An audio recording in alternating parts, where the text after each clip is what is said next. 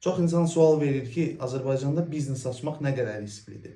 Heç bir investor olmadan, böyük büdcə olmadan, sadəcə xəyal və istək olaraq sən də biznes aça bilərsən. Salam, mən Çingiz.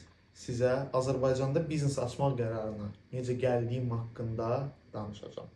Ümumiyyətlə, mən restoran sahəsində bir neçə il işləmişəm. Bu sahə mənə çox şey öyrətdi.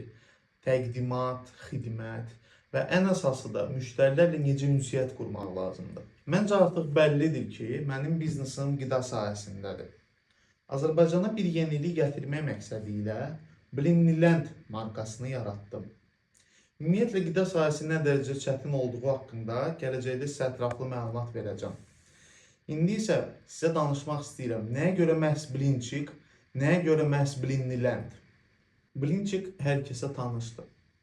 Kimimizin uşaqlığı, kimimizin isə ev xatirəsidir. Bu, hamı üçün olan sadə yeməyin içində həm nostalgiya var, həm də çox böyük imkanlar. Mən istədim ki, bu sadə yeməyə fərqlilik və yaradıcılıq qatım. Bu vlogda çalışacağım sizə hər şeyi etap-etap göstərim.